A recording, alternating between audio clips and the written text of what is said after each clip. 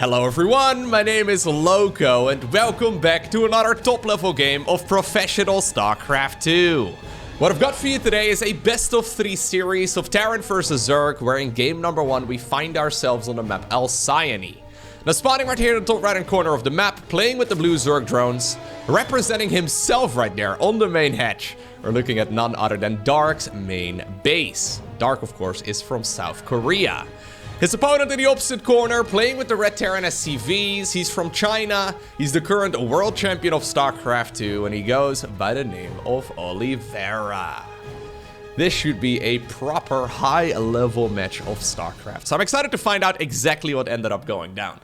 Now, I hope you are as well, especially when it comes to the Zerg, because for some reason, I'm not even exaggerating here, I think like 80% of the replays that I've gotten over the last 2 weeks from tournaments, they all feature Dark. There's a lot of Dark replays right now to go around, so I do plan on featuring him. Well, I already feature him on the channel all the time, but maybe even more so over the next week or two, just because there's tons of Dark replays available, and I know that generally speaking, the Dark replays do very well on the channel. Dark, of course, does like to play this game pretty aggressively, right? So I recently casted that series between Oliveira and Cyril. Spoiler alert, I guess, for my own video, but I'm sure you guys watch every single one of my videos, so it's not like you missed that or anything. But I do think that Oliveira played very well in that series against Cyril, but Cyril is just a little bit too clinical, a little bit too precise, and ultimately, Oliveira got outskilled a little bit.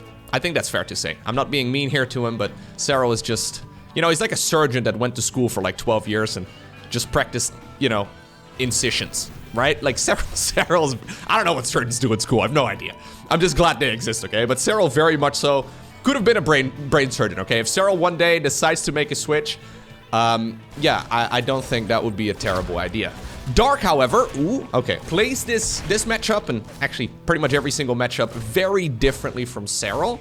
In the sense that he likes to play with the gloves off, right? He is not afraid to wrestle his opponent into the mud and fight dirty. And I think that playstyle is actually a little bit better for Oliveira. Oliveira, definitely very good in scrappy games. And Cyril rarely seems to be in a situation where the game gets very scrappy.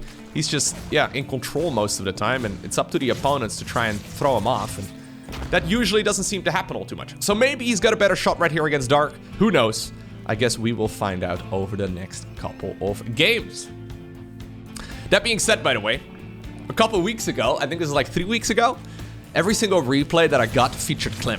So back then, I did cast quite a few Clem games as well, just because there were a lot of replays to go around featuring Mr. Clem.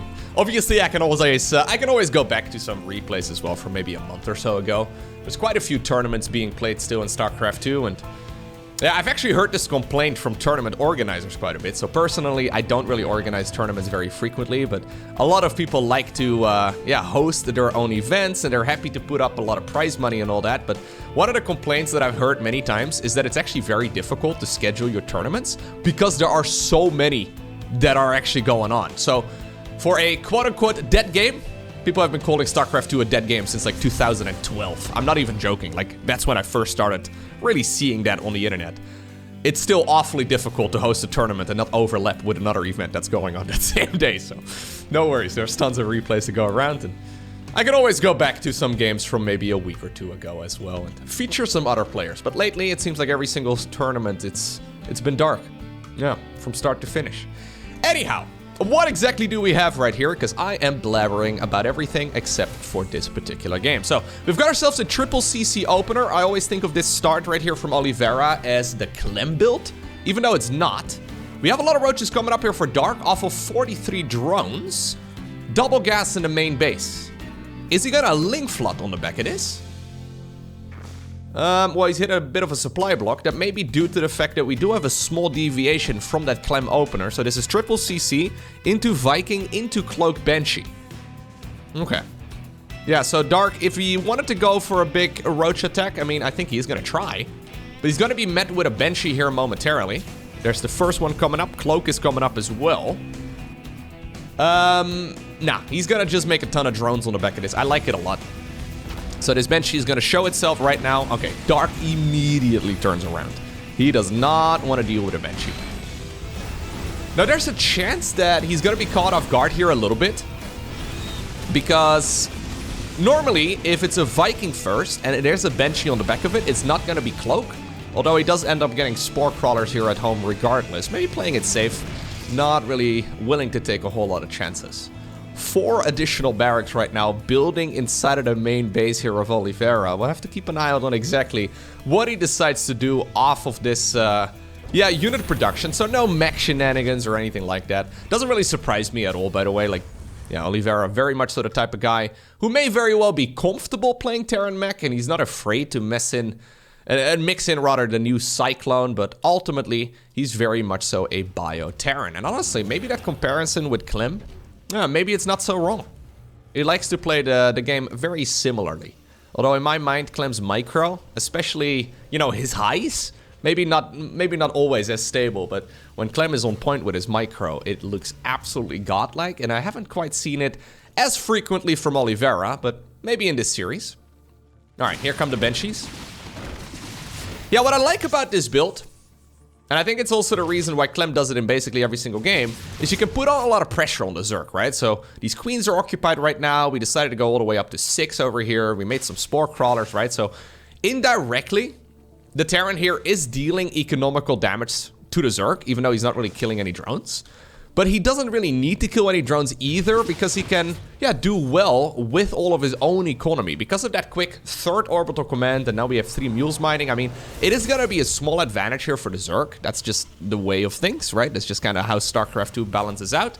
But since Terran usually trades more cost efficiently moving forward in the mid-game, it's not a problem. So you're not really forced to deal damage to the Zerg. You're safe against any early game Zerg aggression as well because of those Banshees. And ultimately, I mean, you obviously do need to control your units properly. Ultimately, you can play the macro game without feeling the need to really deal damage on the Zerg's side of the map.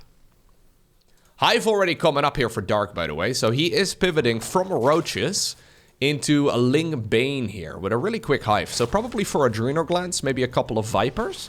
I've seen Dark play this exact build a bunch of times lately where, he gets a good bit of damage done. The armory a little late. 1-1 is already finished here for Oliveira, but he is going to fly the 4th command center on over towards the right side of the map. And, well, this is a nice army. Yeah, we've got ourselves the 2nd factory. I really don't like the armory timings, man. Like, I feel like this is a problem that we've noticed a lot in the recent TVZs that I've casted, where the 2-2 is just not lined up as cleanly as it could. Maybe it's something that Terrans are not doing on purpose, but I genuinely believe this is just a mistake that we see very commonly. Because, now Zerg is going to have the upgrade lead, despite the fact that this is not a very quick Evo Chamber build right here from Dark. Anyhow, Siege tanks are getting into a pretty decent position. Bailing speed is not done just yet. It's on the horizon, but not finished. One of the siege tanks there will end up getting biled down. These siege tanks probably should split up ever so slightly. This is definitely something that Dark has picked up on. He's very good, there we go, with his corrosive bile positionings. And ultimately, this Terran army is gonna be shut down. Yeah, we're at a point right now where Dark is trying to switch away from Roach Ravager anyways, so... Ooh, Banshee's over here on the right side. I've actually found a base. This may actually deal more damage. If it doesn't kill the base, that deals more damage than an entire Terran army on the left side of the map did. But trading out Roaches and Ravagers... Ooh, hello. Did he just attack his own hatch right there for just a second? That Spore is not in range. Oh, no. Oh, that's so sour. Oh, that's so painful. Okay, well, the Banshees sacrificed themselves, but they did get the base. In the meantime, it looks like, well, a few Marines here have gone down, but 31 in total. I think the majority of them fell with that fight over here previously. Okay. Not a huge fan of this situation right now, though, for Oliveira. The 2-2 upgrades are a little bit behind the Zergs. And that is, again, a Zerg build here that didn't focus on really quick upgrades. We have a 3rd factory, by the way, building. Oh, we're gonna go into the drilling clause research as well. So this is a transition here from Oliveira from siege tanks into Widow Mines, or at the very least, siege tanks and Widow Mines. Which is good, I think, because there's not gonna be a lot of Roach Ravager anymore, and Widow Mines are generally better against Ling Bane-based armies. Liberator going around as well. The problem is, with the 3rd factory here, is that he's not gonna be able to get the Ghost out nearly as quickly. Now, currently against the current Zerg army, just Ling Bane, he doesn't really need ghosts. But yeah, okay. Ultralisk Cavern coming up. And the Ultralisk Cavern is gonna be something that is gonna require specialized tools, okay? You can't just use your screwdriver and your hammer to kill Ultralisk very effectively. You need snipes. That's generally at least what Terran players aim for. Okay. Large chunk of the Terran army here in the bottom right corner, thinking about going after that base over there. Dark did decide to double expand, so I wouldn't mind seeing a Liberator or a drop moving on over in that direction. Yeah, this army's actually sort of stuck over here. Yeah, oh my god, he wants to go all the way back, but it has to run around. Dark now moves up towards the high ground. That is a risky move, though. He's not really quite ready yet to transition into Ultras here because he hasn't started up those upgrades. So really nice Blinding Clouds, but now that entire army here gets surrounded from the back. That army showed up late to the party, but it just shut down all of the Zerg. Ay, ay, ay. Dark thought he had an opportunity there, and it certainly looked like it because he did kill all of those tanks on the high ground. But that was bait. That wasn't really something he should have committed to that aggressively. I mean, maybe if he could transition right now to like max Ultras really rapidly, right? He could remax right now with a dozen Ultralists. That would be kind of sick. Because, again, I mean, the Ghost Academy starts up now, but there are no ghosts available just yet. That ultimately turned out to be a pretty horrible fight right there for the Zerg. I wonder if Oliveira is looking at that as well, though, as like a sacrificial Zerg army, where Zerg is trying to replace some of their lower tier units with higher tier ones. Because that almost looked like a bit of a donation there from the Zerg. I don't think he quite realizes how good that fight actually was for him, because he could definitely commit to killing one of these bases. Alright, not going to happen, and ultimately, even though the Zerg is not currently gonna have Ultras with full upgrades yet, it is coming, and it will make those units much, much more powerful. 3-3 research here, again, a little bit late for Oliveira. Yeah, for some reason, all of the top-level Terrans I've casted recently seem to be kind of slow on starting up 2-2 and 3-3. I don't know what that is. For a long time, they were very on point with that, so I'm inclined to imagine it's on purpose, but I don't know. Maybe Terran players are human? I don't think so. I'm just kidding. Nah, Terrans are definitely not. No, no, no. Alright. Armies continue fighting left, right, and center. Sorry, lads. No space in the plane. I think there was space in the plane, but it is what it is. Good snipe over here of this base, though, and I think now Oliveira realizes, you know what, I had a chance.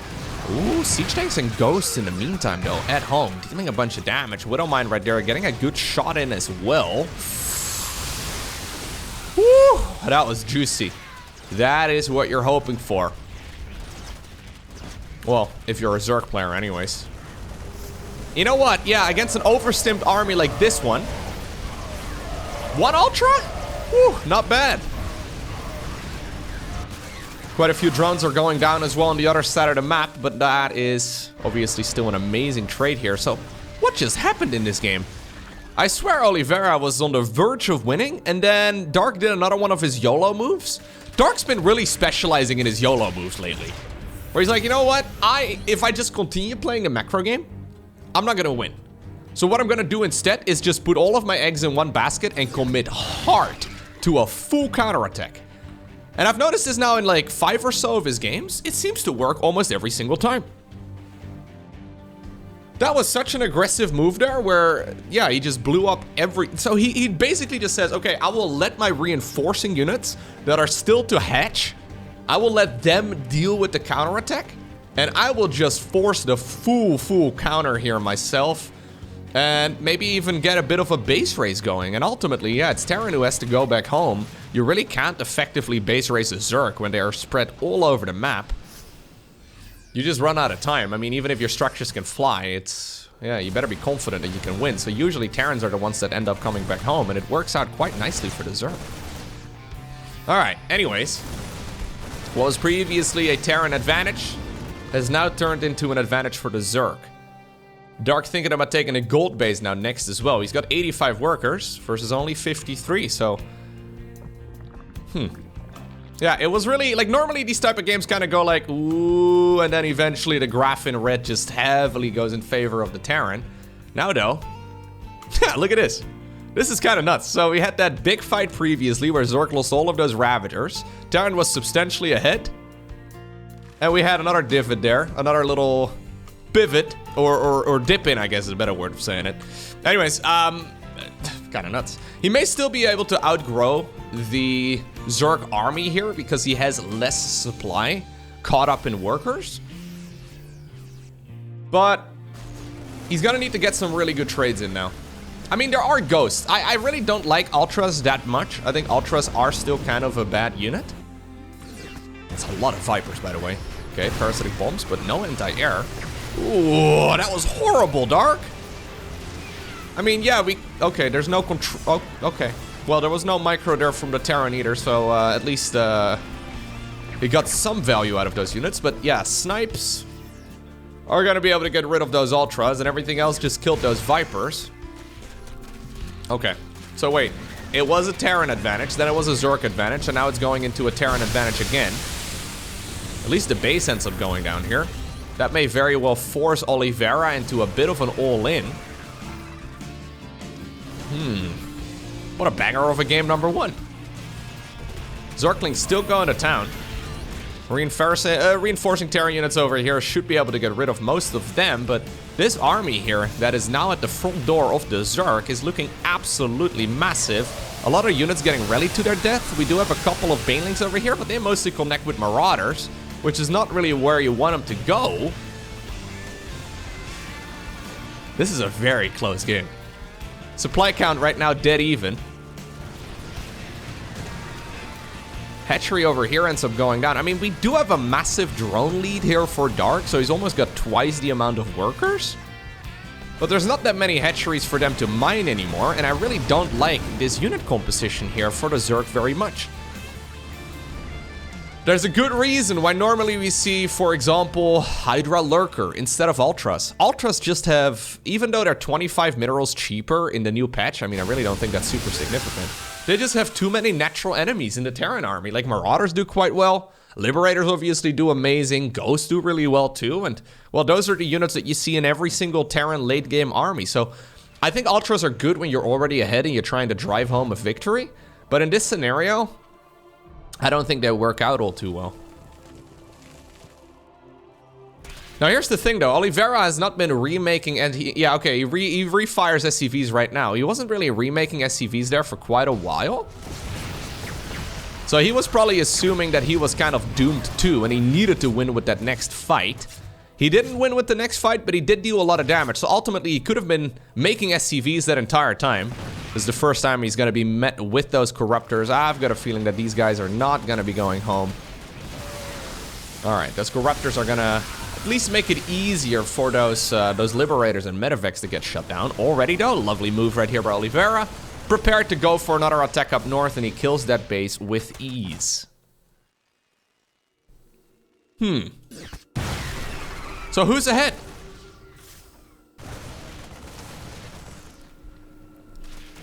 I think as long as we double down on any unit that starts with the letter M, so Marine Marauder, Medivac, Mine, and then supplement it with Ghosts, life's gonna be pretty great. I think that's what we need to do. Because Zerg does not have a Spellcaster-based unit composition. As a matter of fact, yeah, we have 2 Vipers right now, but it's like Viper 12 and 13. Okay, maybe not quite that extreme, but there have been a lot of Vipers in this game, and they haven't really been that impactful. I mean, some good Blinding Clouds and all that, but that's really about it. Okay, now we're gonna add on Infestors. I don't mind this transition here for Dark at all. It's gonna buy him a bunch of time, first and foremost. Obviously, if they get EMP'd, maybe then not so much. But it's gonna buy him at least a little bit of time and potentially even a game-winning fight if he manages to fungal his opponent's army. Because he's gonna need something. He's gonna need something a little bit more reliable than Ultras. So yeah, I think Infestors are gonna be a much better choice. Ironically, both of these guys, can I zoom in anymore? Or zoom out? No, this is as far as I can zoom. Anyways, they have become next door neighbors. The doors are kind of far apart, but, you know, they have like a shared yard. I think I like this position here for Oliveira on this area of the map quite a bit better. Mostly just because of the planetary fortress and the high ground and the missile turrets and all of those choke points that he's creating. He decided to go back up to 66 workers as well, which is actually a solid amount. So you can see that both players now are trying to tiptoe around each other, trying to figure out where exactly they are at in this particular game. Pesky Zerglings burrowed all over the map. Infestor over here now burrowed as well, and that scan is not going to be within range. Good split right there. Yeah, he's waiting for the Zerg army to show up. Zerglings thinking about going in for the counterattack though. So this hatchery is not going to happen, but what about this run by? Could be good. Lowering and upping those supply depots is very critical. The door technology, something that Protoss players have not yet figured out. They don't know how to make doors. The most advanced species in the universe doesn't know how to make a door. Their best door is a zealot and hold position.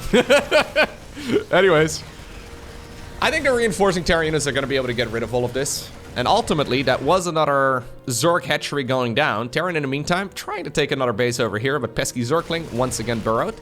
Speaking of burrow, not a bad choice. I wouldn't mind seeing players maybe add a Raven into the mix, huh? I know Terran players always tell me that it's impossible to add a Raven, but like, seriously? There are so many burrowed Zerglings everywhere. I've been saying this for years though, and never really does it happen, but one of the arguments I've heard for not adding in a Raven is that it could get neural parasited, and then it could throw an anti-armor missile at the Terran army, and therefore it's not worth it. It's like, guys, really? That's like, you know, deciding to never, I don't know, buy a boat because it could sink. I mean, yeah, maybe it's a good reason. Personally, I don't like boats. There's probably a better analogy out there, but that's the first one that popped into my head. Like, that is not the prime reason why you're making the... But anyways, it doesn't really matter all too much. Neuroparasite, by the way, not available, but what is available is more and more Zerglings here. They're gonna burrow again. As long as Dark has got the APM here, he should be able to burrow those Zerglings. Although, not those. But there are still Kales everywhere, man. They provide so much distraction. Oh, Oliveira stealing the other gold.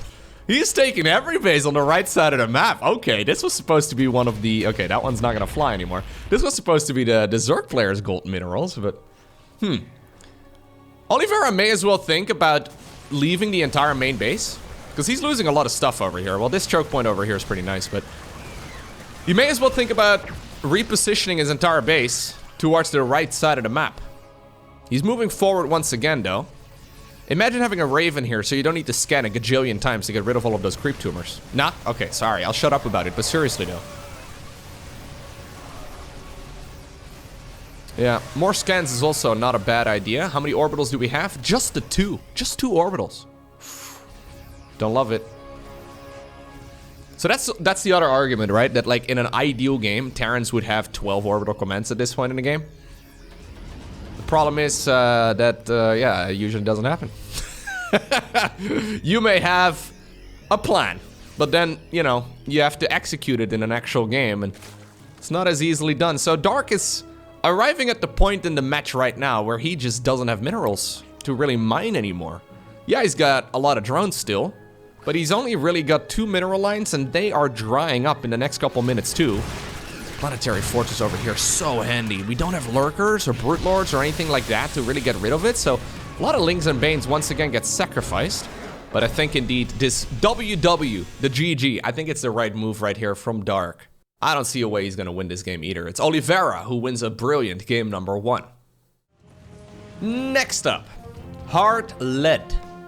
Although, there's been a lot of discussion on whether or not this should be pronounced as Heart Lead instead, which is just factually incorrect. But anyways, some commentators out there, I will not be naming any names, are pronouncing this map name as Heart Lead, which I find very frustrating. Yeah, I'll be honest with you, I find it very, but also kind of funny. It's actually led to a point, I don't know how many of you have been watching the ESL cast that me and Demu and Wardy and Bo and a bunch of other guys have been doing. But it's gotten to a point where, with the current map pool having so many weird map names, everybody's been purposefully mispronouncing names. So, we've had Elky 1 instead of Alcyone. We've had Heart Lead instead of Heart Lit. We have Hecate or Hecate, We've had Equilibrium rather than Equilibrium. I mean, there's a lot of annoying map names in the current map pool, but it's okay. We'll get over it.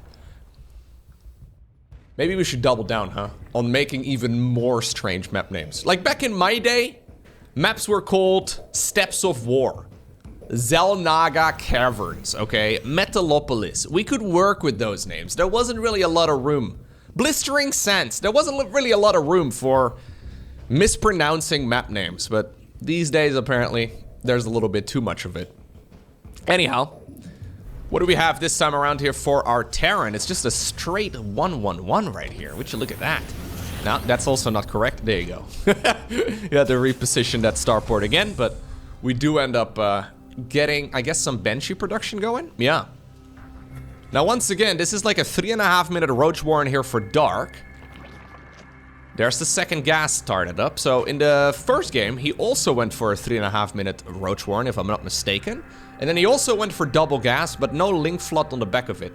That was also due, though, to the fact that he just has lost like an Overlord or two to that Viking of the opponent.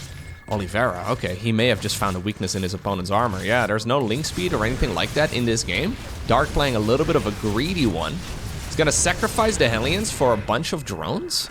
Dark immediately rebuilds the drones, and I guess this sort of shuts down the aggression. Yeah. Interesting, right? So that is an interesting move. I think he once again wanted to make a round of drones. Or sorry, he wanted to make a round of roaches there to start dealing damage on the other side of the map. But upon seeing the units getting sacrificed, he decides, no, I am not gonna sacrifice my roaches on the other side of the map after he sacrifices Hellions. Because I guess if my opponent is ready to sacrifice Hellions, that means he has something more sturdy on the backbone to, or on the back of this to, yeah, shut down all of my roaches if they do march to the other side of the map. So maybe my original intention was, but a lot of players would have the exact opposite reaction, right? Where they're like, yo, this is an opportunity right now for my opponent to be caught off guard, because I was gonna go for aggression. He just gave me his army. Bada bing, bada boom. They shouldn't really have a whole lot of units available to defend. Well, I think the read was indeed correct right there from Dark. Not committing to the aggression. Probably not the bad call, but ultimately he wasn't prepared against Banshees. Then again, he's been making so many drones now that losing 15 workers still puts him at a worker lead, because he hasn't really made any army. Like, he's got 3 roaches, he lost 1 Zorkling. Yeah, he's made 6 lings against the very first Reaper, and then 3 roaches, that's it. So ultimately, this oftentimes leads to misplays actually from Terrans, where they just judge their early game based off of the amount of damage that they've done, and not based around the amount of units that they've killed on the other side of the map. Meaning like, okay, yeah, you have killed 15 drones in this match. Okay, 17 apparently, 18 maybe, I don't know. We've killed loads of workers, but the opponent also made no army at all. So if the opponent basically made no army whatsoever, it looks like you're very far ahead, but it's very easy to get that misread because he's just been over-droning. Like, there has been barely any unit production here for Dark at all, and he's still finding himself, despite all of those worker losses, as 67 workers. There's a lot of scenarios right now where Terrans are like, yo, I'm so far ahead, let's go, dude. 1-1's finishing up, all in, let's pull the boys.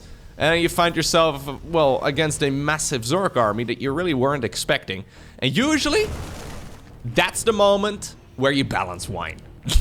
Usually, that's when you take it to the Battle.net forums, the StarCraft subreddit, that sort of thing, because Zerg is so overpowered. I mean, I giggle here because I see those accusations every once in a while, and as a Zerg player, I'll be honest with you, it warms my heart. Yeah. It's like being called a map hacker, or like, I don't know, an aim hacker in Call of Duty, even though you're, I don't know, Call of Duty? Maybe CSGO is like a better option. But anyways, or CS2 now, sorry. Counter-Strike 2, the second ever Counter-Strike game. Yeah, being accused of being a cheater, despite the fact that you don't cheat, is one of the best feelings as a gamer. It feels amazing. All right, so what do we have this time around? 1-1, but it's gonna be the missile upgrade right here for Dark instead of the melee. Infestation Pit once again coming up. Link speed is gonna finish up, but I don't believe we have a bailing nest. No. So this is link speed. But I think we're gonna double down on like Hydra play or something like that in this game instead. He could go for an all-out assault as well if he wants to. A bit tricky though. Yeah, those Banshees are still up in the air. Quite a few siege tanks are set up here as well. Second factory is about to finish up, so the siege tank numbers are only gonna get bigger. Lovely harassment here though, overall by Oliveira. But you can see it's still reflected in the supply count that Zerg is actually not in a bad spot. I think Oliveira is not making that misread though. I think he has successfully analyzed indeed that his opponent has been playing exceptionally greedy. And he's not actually pushing for, yeah, so the 4th command center firing up right now, he's not really pushing for like an early game win. Okay. 2-2 coming up. When the 4th command center is landed, that's usually also the moment we can start thinking about making that ghost transition. In the previous game, he decided to go for a 3rd factory first, which was kind of interesting. I wonder if he'll do that again. That is something I've seen a bunch of Terran players experiment with, but I kind of prefer the ghost, man. I feel like the Ghost is just a better unit overall, because it counters literally all the late game units. Anyways, right now, Zerg sees this army coming in from a mile away because they decide to move onto the creep before sieging up the tanks. Dark decides to jump this army, and he gets so many of those tanks nullified with his corrosive biles. Excellent control right there by the Zerg player. Oliveira trying to squeeze at least some juice out of this Terran force, but I don't love that. Nope. He was too late on the siege up. If that siege up would have been there before the Zerg decided to step forward, it would have worked out like a charm. But Dark saw it coming in and he decided, yo, this is my time to shine. My queens were kind of close too.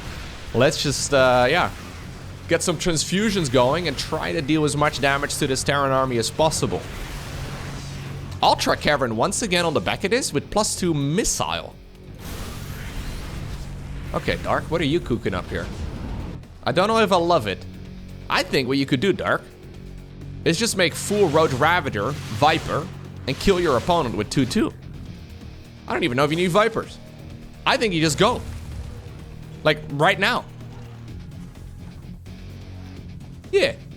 Yeah, there you go. Okay, I think this is the right move. There's a couple siege tanks still in the back. Zerglings coming to the front as well. Corrosive Biles are going to be able to make short work of that Liberator. In the meantime, though, all of the medevacs on the other side of the map have unloaded. This is a very ballsy move by Oliveira. He decides to just go for the full-on counterattack, and he does snipe the Hive, but he's losing everything in the meantime at home. Siege tank, where you going, buddy? That's, no, that's very ambitious, and I do appreciate ambition, but that was, no. Anyways, you know what? I don't like this position for Oliveira, but I do like the fact that he decided to go for the full-on counterattack. I don't think he would have been able to hold that push from the Zerg either way. So just trying to maximize his damage and doing some crazy stutter stepping on the other side of the map may very well be enough to force a weaker Zerg to turn around. Dark, however, not taking the bait so far. I mean, he's lost a lot. Hive is gone, 3rd base is gone. There's another base over here. We've got another hatch building in the top right, but this relatively small army here from... Oh, parabombs? Okay. This relatively small army here from the Terran is dealing a tremendous amount of damage. Ultimately, I do believe that this army is going to turn back around. We've got tons and tons of barracks coming up. Oliveira, somehow, some way. How did that ever happen? He's got lots of money in the bank. Why are we sitting at 3,000 resources here? Close to it anyways. What? Okay, I'm going to go back. Sorry. Has he been sitting on that much money this entire time? No. So this is about a minute or so ago. I guess he decided to just stop macroing in the main base. I mean, he still has a bit of money here in the bank, but he's got a bit of cash, right? He's got a little bit.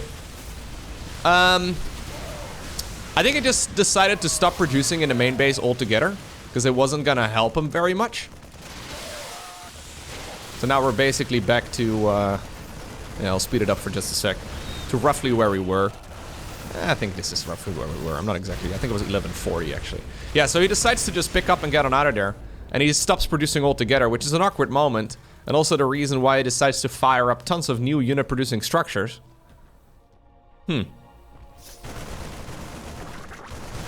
I don't think this is gonna work out for him, though. I mean, there's no chitinous plating on these ultras, and we are killing lots of workers. It's just that ultimately this Terran army is going to die, no? Yeah, I say that. You know what? There is a chance. The planetary fortress is huge. Is it something that Dark can actually snipe? There's not enough SCVs for repair. But does Dark realize that? I mean, we're basically setting up new walls left, right, and center here. Look at the amount of SCVs and drones, by the way, that have fallen. I think it was 61 and 43 right there. Yeah, Dark has got some low HP units here as well. Okay. If Oliveira can empty his bank, he's gonna be able to finish up the +3. No way. I actually did not think this game was gonna go. I mean, I don't want to say as well, but the last couple minutes have been crazy for Oliveira, and it's been going much better. Or like this situation he's finding himself in is much better than I thought he would ever find himself in. We still have we have triple orbital command still available with the planetary fortress. And Taran is going to start rebuilding again. Now, I don't think he wants to be too crazy here with his unit producing structures. Yeah, I don't like this positioning here on the low ground at all. It's just a sloppy spot.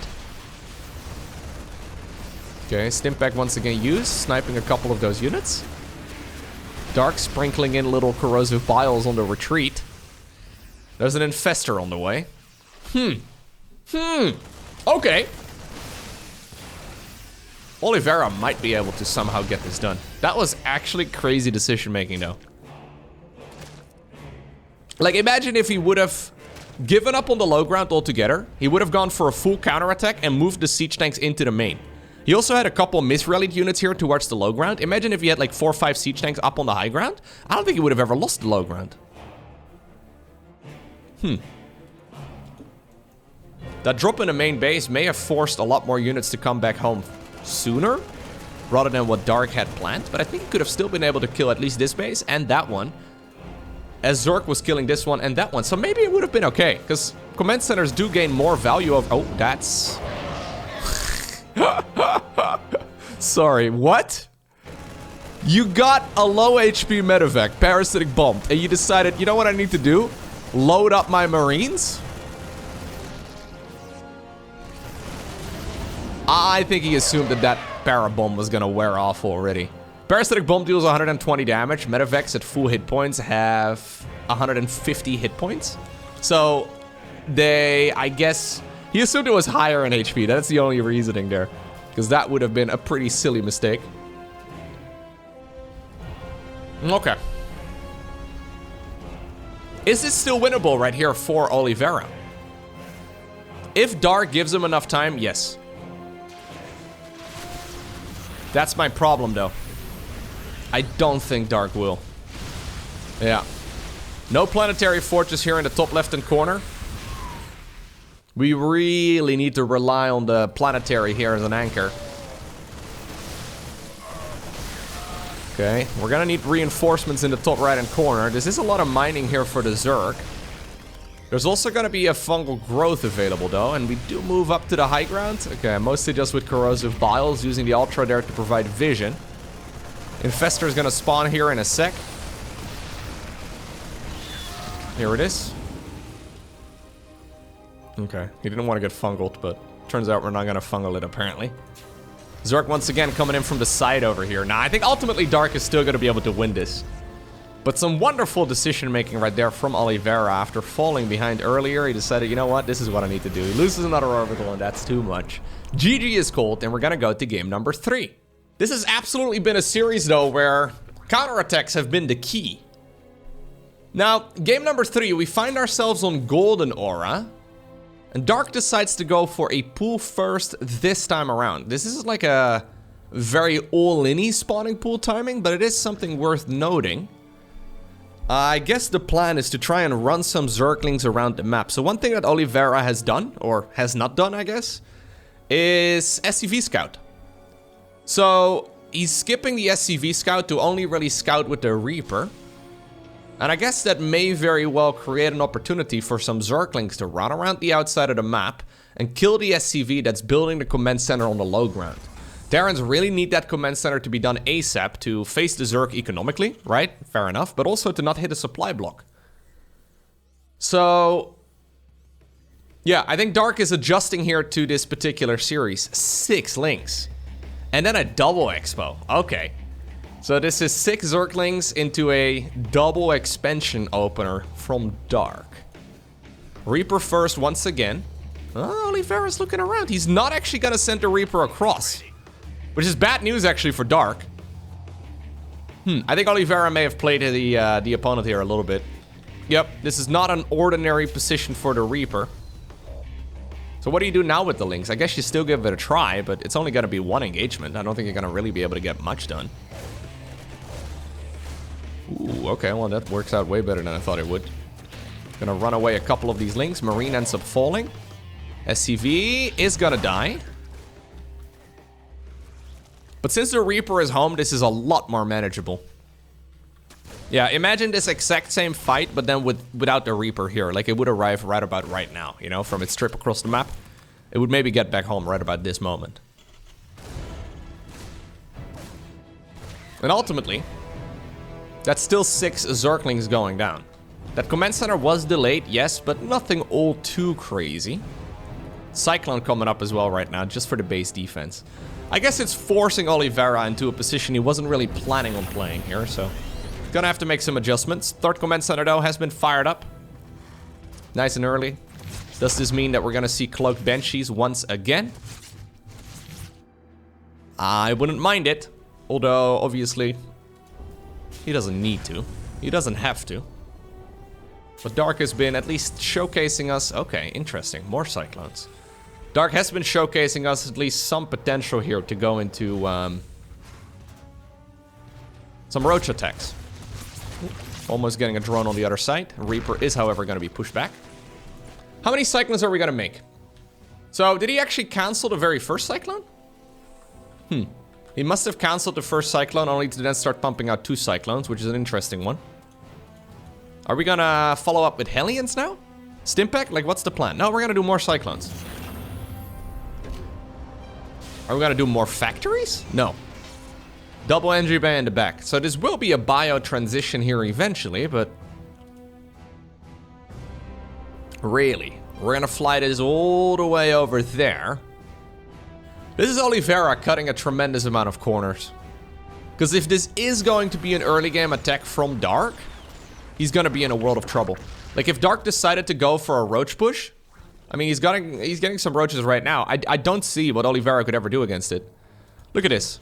1-1 upgrades, no starport. We're gonna go for 2 additional barracks now instead. Look at Oliveira's supply count. He doesn't have the economy at all. Now, obviously, he does have 2 games prior to this one where he showed Banshees. And that alone may already be scaring Dark enough to not transition towards a roach attack. But imagine this opener here from Oliveira in game number 1 when Dark was marching across the map at this point in the game with like 14 roaches or something. Like, there's nothing. There's no bunker. There's nothing. Greedy boy Oliveira. Considering the series, I like it. But if we started with this game number 1, or we started with this thread in game number 1, I would have been very critical. Look at this. The man's just building infrastructure. StarCraft isn't one with infrastructure, Oliveira. We're not trying to solve traffic movement over here, okay? It's like, but Lowko, there's a traffic jam in my natural at 3 o'clock every... No! It's not the problem, Oliveira. Just upgrade your highway. No, actually, no, yeah, I don't think you can do that. Wasn't it Warcraft 2? Or maybe Warcraft 1? Where you had paths that your units needed to walk across in order to make their way towards the other side of the map? I admittedly never really played those games very much. I think it was... I may be confusing it with other RTS games. But just as an idea, it sounds absolutely horrible. I'm not gonna lie. It does not sound like a very good, mechanic whatsoever. Anyways, Dark right now going into the infestation pit and, well, also a Hydralisk den. So there's the 1-1 upgrades. Missile once again. We've got ourselves the Roach speed, Ling speed, and I guess we're playing a nice little macro game. Dark not gonna be able to make use of that opportunity that Oliveira was giving it to him, but Well, it was given to him, but it's, yeah, I don't think it's gonna matter all too much. Oliveira gonna try and see if he can get some scouting info out. Sorry, buddy. Oh, okay. Apparently my camera flicked towards that barracks there on the other side of the map. Maybe that was the original structure that produced it, I'm not sure, but ultimately, that Reaper ended up going down. Look at this though. +2/+2 now super quick. Stimpack, I mean now it's finally done. Combat Shield's coming up. An insane amount of production.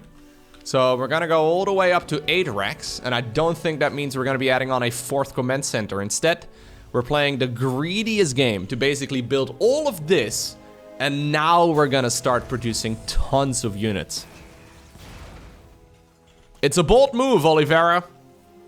Let's see if it pays off. Lurker then is already on the horizon.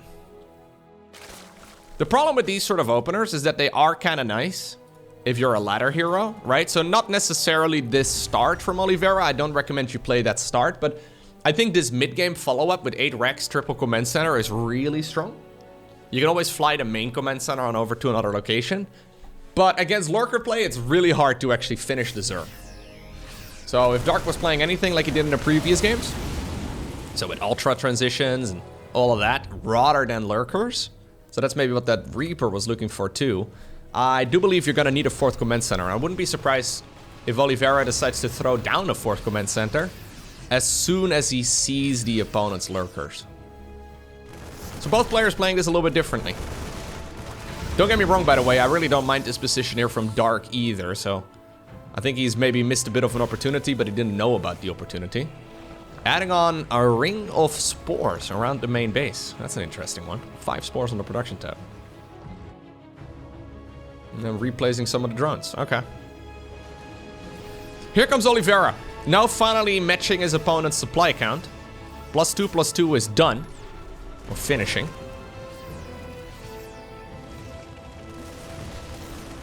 Now he's gonna see the Lurkers for the first time though. There they are. Let's have a blast.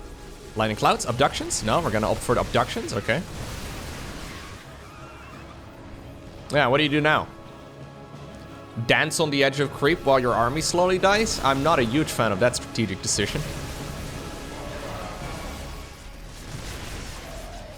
One of the options you have is loading up your medevacs and sending them towards the main base. Instead, we're gonna try and come in from every angle. My god, massive blinding cloud right there on the right. I don't like this, Ollie. Can I call you Ollie? There's no way you're gonna push into a Zerg like that. Yeah, no. I mean, the concave looks inviting, right? But ultimately, you're still stimming your unit into a choke point where those Lurkers are gonna have a field day. That wasn't even really that many Lurkers. We've only killed a single one, so 7 Lurkers here in total. With more coming up. Alright, indeed, 4th command center building on the back of this. Ghost Academy also building. 3-3 is coming up, so we have another timing window, but that was Oliveira throwing away a lot of units. I think he was married to his strategy there a little bit too much. Sometimes you gotta be able to separate it, man. You can't really just double down on a push if you've already figured out that it doesn't work, right? Like, there's no reason. That's the StarCraft marriage fallacy right over there. Just because you've committed for such a long time doesn't mean you need to commit to the timing attack as well. Maybe you could mix it up. I wouldn't have minded seeing him boost into the main base, but I think that was a pretty significant error. He does finish up the 4th command center though, so that's nice. Losing that one would have really sucked. But now the ball right here is in Dark's court. Once again, we have armies coming in from the back. Those spines are dealing so much damage. I think this fight over here is looking a little bit better, but... Ay, ay, ay, ay, ay. Yeah, this is not what you normally see. Minerals lost. Much bigger on the side of the Taran, while having a smaller economy on the back of this as well. Okay, so at this point, it's Dark's game to lose. This is forcing out a full-on Ghost transition. Now, the best counter that Zerg usually has against Ghost is Ling Bane, which is kind of funny, but we don't really have Ling Bane upgrades here, which is what makes this all kind of tricky. I wouldn't mind seeing the Carapace upgrade or the +1 melee, or both, honestly. Triple Evo would not be a bad choice, because I don't think you can push for the win just with, like, Ling Hydra Lurker. I may be mistaken. He's gonna try. But this is a super hard position on Golden Aura to break. There's all these choke points. I mean, the ones that Dark just benefited from on his side of the map. There's the Baneling Nest coming up. There's the +3 armor. But this is gonna be unupgraded Lings and Banes. And you don't really have a good missile unit here.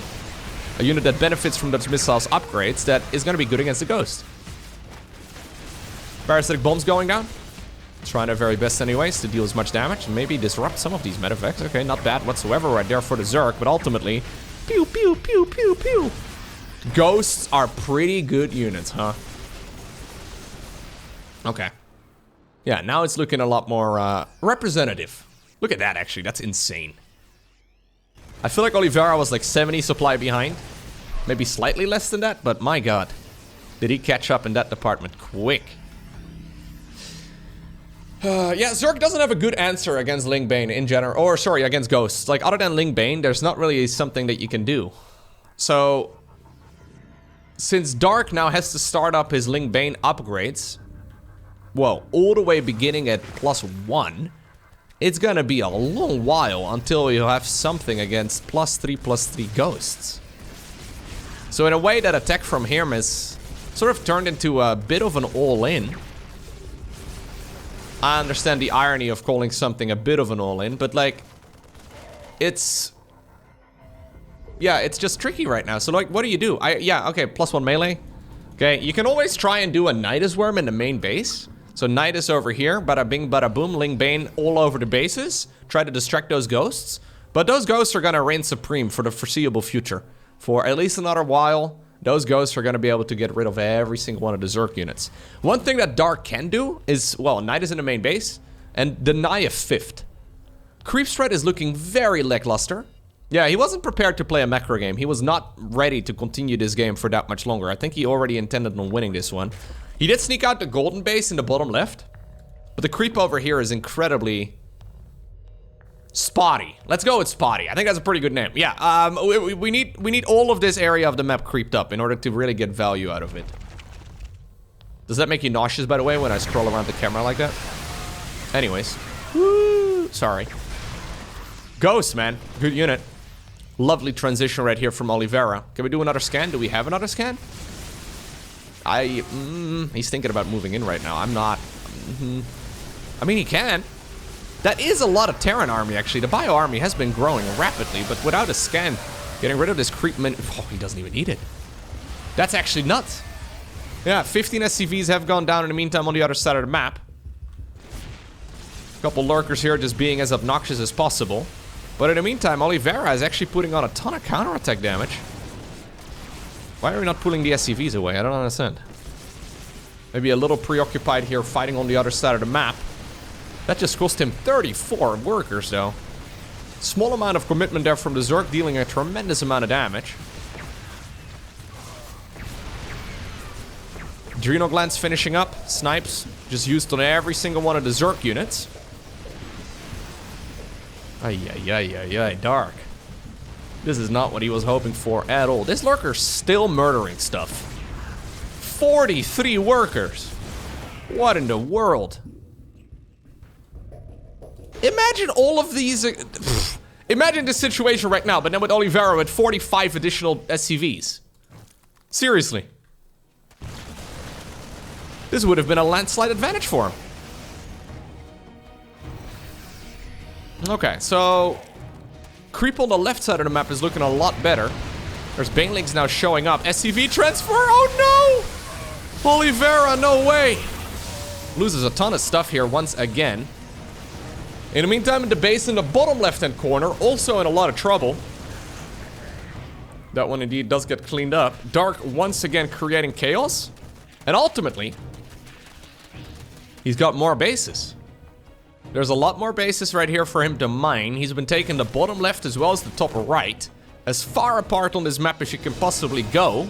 Really making use of that mobility that Zerg has. And while he's been bleeding out loads of stuff, he has 81 drones still available. Look at the gas difference, my god. Okay, he needs to hold this Terran army. I actually think that Oliveira committing here to the attack in this particular instance is the right move. We're still not done dealing with those lurkers, though. Yeah, Zerglings also now joining the run-bys. Oliveira, maybe cleaning up those units a bit more confidently would be really handy. Because he's only at 14 SCVs right now, turning this attack of his into an all-in. If we can make more Hydraling Bane at home, I think ultimately Zerg should be able to stabilize. 4 SCVs. Only 4 workers remain right here for the Taran, and I think, yeah, the majority of them are over there. Drones are gonna evacuate the top right-hand corner of the bases, though, or of the map, rather, because all of those bases are now being overwhelmed as well. Dark also, despite 71 workers, has very little mining. Oh my god, Oliveira is gonna pull the trigger. I think this is the right move right here by the world champ in the end. All he needs to do is win this particular fight against no army. And I think it's pretty easy to fight a guy with no army. Where are the units? We have 5 lurkers. I think all of them are being used aggressively. There's 1 infester as well in the top right-hand corner. We have 1 Zergling, but I've got a hard time feeling that this Zergling... There's no way this Zergling is gonna kill this entire Terran army. I don't think it's gonna happen. Drones also, not the best fighting unit in the game. 0 SCVs for Oliveira. 69 supply. Nice. He's gonna medevac drop his own main base with 2 Marauders and 2 Ghosts. Apparently they are the chosen ones to try and get rid of this army. Oliveira starts marching home! Ollie, there's nothing! There's nothing inside of the bases of the Zerg, but he doesn't know it. We've mined some minerals in the bottom left-hand corner. Liberator over there denying another base. Looks like at least 2 of the one of the Ghosts and 2 of the Marauders have gone down. What just happened, man? Every single game in this best-of-3 has had one of those sequences that just makes me scratch my head, but creates the most chaotic and exciting game. What in the world? These guys are very fond of counterattacking. It's like, okay, well, I can't deal with your army. What about I send it across the map? And you know what? It's not a bad idea. If you're a StarCraft player, and you kind of feel like you can't face your opponent's army anymore, consider sending literally all of it towards the other side of the map. Try and create chaos. Try and maybe let your reinforcements, like rally to the main base or something. Try to let the reinforcements deal with the army, because fighting up a ramp in StarCraft's very hard. So having the high ground advantage is, yeah, maybe all you really need. Okay, so Dark has been evacuating all of these bases. He still has 50 workers, but only 24 army supply. And at this point, I mean, we have 1 fungal growth available. No, 2 fungal growths available, so that might be something. He hasn't seen it yet. The infester? Oh, okay. Well, now he's seen it. There's a fungal, but I don't love that one. You need to get something, I guess, before the EMP would ultimately land. Lurkers moving forward right now together with the Hydras. Is there enough Terran to really kill all of this? Siege tanks are gone. Lurkers not within range. Ghosts are starting to fall as well, but we have reinforcing units right now on the right side of the map as well. It's mostly medevacs. Dark realizes that that base ends up going down, and he decides to hold down the G button, flexing with his very quick repeat rate on his keyboard right there. He accidentally types about 20. But ultimately, it's Oliveira who obtains the victory in a very exciting series of StarCraft 2. Hey, if you made it all the way until the end of this video and you enjoyed watching, please take the 1 second that it takes to hit the like button down below. If you didn't like it, first off, why did you watch the whole video? Secondly, you are, I guess, allowed to hit the dislike button if you really want to. I mean, it's okay. And lastly, if you really enjoyed it though and you would love to see more, definitely make sure you hit that subscribe button. Completely optional, but it definitely does help the channel out, and it would be one of the easiest ways to stay up to date with all my content. For now though, have a great rest of your day. Don't forget to smile. And I'll see you once again tomorrow for another video.